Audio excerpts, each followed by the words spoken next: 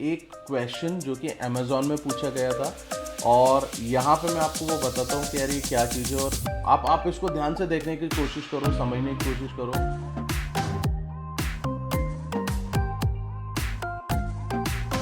कि in the given code calculate the number of iteration.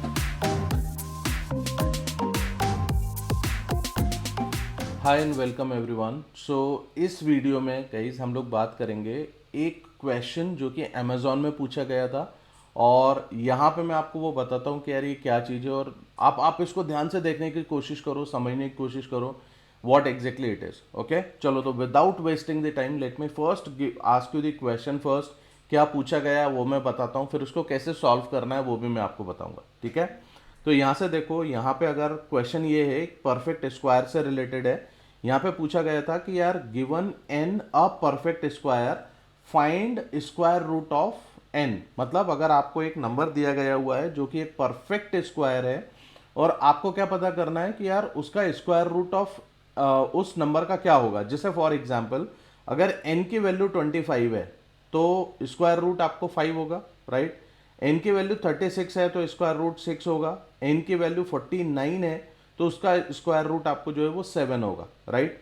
और यहाँ पे एक और वैल्यू अगर मैं आपसे पूछता हूँ कि यार एन की वैल्यू अगर मेरे पास में 30 है तो आप बताओ इसका आंसर क्या होगा। तो बेसिकली अगर आप यहाँ पे कुछ आंसर कैलकुलेट करने की कोशिश कर रहे हो तो ये गलत है। क्यों? क्योंकि यहाँ पे यार this is not a perfect square, not a perfect square. it cannot be the part of input. ठीक है ना, ये इनपुट का ही पार्ट नहीं होगा क्योंकि आपको पहले से ही बताया हुआ है कि अगर मेरे पास में एक नंबर है जो कि परफेक्ट स्क्वायर है तो उसका आपको स्क्वायर रूट निकालना है। तो this can not be the question, right. मतलब ये इनपुट हो ही नहीं सकता है। अब देखो क्वेश्चन ये नहीं है, क्वेश्चन कुछ और है, वो मैं आपको बताता हूँ। क्वेश्चन ये है, यहाँ पे इन लोगों ने क्या किया हुआ था कि यहाँ पे इनने ऑलरेडी एक आपको फंक्शन बना के दिया हुआ है। इसका आउटपुट मतलब जो फंक्शन बनना चाहिए था वो इनने ऑलरेडी आपको बना के दिया हुआ है। तो प्रॉब्लम यहाँ पे नहीं है, प्रॉब्लम कुछ और है गाइज। यहाँ पे वो क्वेश्चन आपसे ये पूछ रहे हैं कि in the given code calculate the number of iterations. ये पर्टिकुलर प्रोग्राम आपका करेक्ट है, ये चलेगा, ये आपको स्क्वायर रूट ही निकाल के देने वाला है।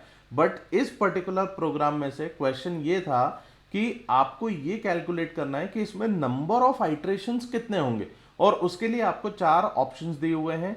एक होगा n/2, रूट n और log n बेस 2। ठीक है, अब देखो अगर तुम यहाँ पे इस तरीके से अंदाजे लगाते हो या इस तरीके से इसमें आप काम करोगे कि लेट्स से फॉर एग्जांपल यहाँ पे लूप मेरा n टाइम्स चल रहा है, इसका मतलब इसमें जो नंबर ऑफ आइटरेशंस होने वाले हैं वो n होने वाला है, राइट। तो ये गलत हो जाएगा यार, ऐसा तो नहीं सोचना है। दूसरा, तुम ऐसा सोच रहे होगे कि यार जरूर हम कुछ ना कुछ नया या अतरंगी सा कर रहे हैं और इसमें बेसिकली होना ये चाहिए कि यार अगर मैं ये क्वेश्चन पूछ रहा हूँ तो ये इतना एकदम लड्डू टाइप से तो नहीं होगा।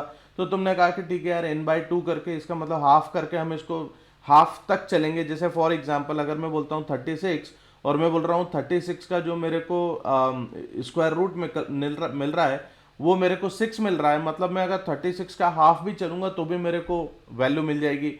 49 के केस में भी वही हो रहा है, 25 के केस में भी वही हो रहा है। तो आप ऐसा कुछ एक अंदाजा लगा सकते हो कि यार वैल्यू जो होगी या जो मेरे को नंबर ऑफ आइटरेशंस होंगे वो n/2 होंगे। ठीक है, तो ये भी हो सकता है कि नहीं हो सकता है, उसको अपने को चेक करना है। कई लोग ऐसा सोच रहे होंगे कि सर इसका अपन बिना सोचे समझे कि यार जल्दी से अपन log n/2 कर देते हैं, क्योंकि पिछले जितने वीडियोस अपन ने पढ़े हुए थे या देखे हुए थे, जो कंसेप्ट देखे थे तुमने, वो सब लॉग से रिलेटेड है, तो ऑब्वियसली इसका आंसर ऐसा कुछ होगा। ऐसा भी नहीं है। कुछ लोग सोच रहे होंगे रूट n है, चलो देख लेते हैं कि यार एग्जैक्टली क्या चीज है जिसके बेसिस पे आएगा।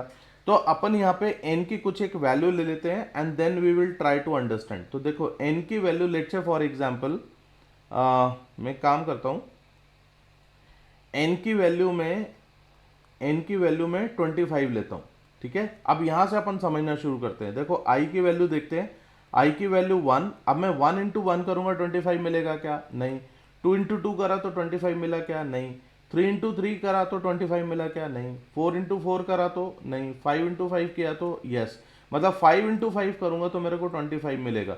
और इस कंडीशन पे, ये जो कंडीशन तुम यहाँ पे चेक कर रहे हो, देखो ये जो कंडीशन तुम यहाँ पे चेक कर रहे हो, इस कंडीशन के बेसिस पे क्या हो रहा है कि अगर तुम्हारे को i इंटू आई बराबर मिल जाएगा n के, देन तुम रिटर्न कर दोगे i की वैल्यू को। ठीक है, i की वैल्यू मतलब ये वाली वैल्यू तुम यहाँ पे से रिटर्न कर दोगे।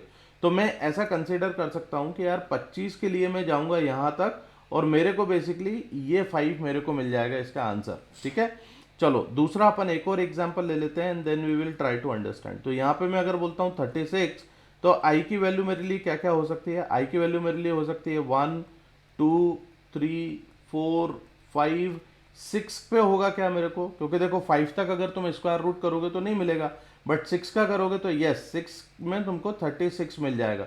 तो मैं तो यहीं पे से वैल्यू रिटर्न कर दे रहा हूँ, मैं पूरा लूप आगे तक लेके ही नहीं जा रहा हूँ। Are you getting my point? इसका मतलब इसका जो आंसर होना चाहिए था, that answer will be basically this one, this is the correct answer in this particular case. ठीक है, अब इसी में मैं तुमको एक चीज और बताने वाला हूँ गाइस, ये जो तुमने प्रोग्राम बनाया हुआ है या ये जो प्रोग्राम बना था, अगर मैं तुमसे ये बोलता हूँ कि क्या मैं इसको और परफॉर्मेंस इंप्रूव कर सकता हूँ, क्या इसका, क्या मैं इस पर्टिकुलर चीज को, यही जो मेरे पास में प्रोग्राम है, क्या इसको मैं और बेहतर बना सकता हूँ क्या? तो इस चीज को समझने के लिए इसका ऑब्जर्वेशन क्या होगा, ऑप्टिमाइज्ड अप्रोच क्या होगी, उसको मैं तुमको बताऊंगा नेक्स्ट वीडियो में। ठीक है, इस वीडियो में अपन सिर्फ यहीं तक रखते हैं और इसके हिसाब से जो होना चाहिए था वो रूट एन मेरा आंसर होना चाहिए था। ठीक है, ऑप्टिमाइजेशन अपन ने अभी बात नहीं की हुई है, ऑप्टिमाइजेशन नेक्स्ट वीडियो में बात करेंगे। सो आई होप आप लोगों को ये पसंद आया होगा गाइस। अगर आपको वीडियोस पसंद आते हैं तो प्लीज़ लाइक किया करो, दूसरों के साथ शेयर किया करो, और चैनल को अगर अभी तक सब्सक्राइब नहीं किया हुआ है तो please subscribe this channel also. Thank you very much, we will meet in to the next video.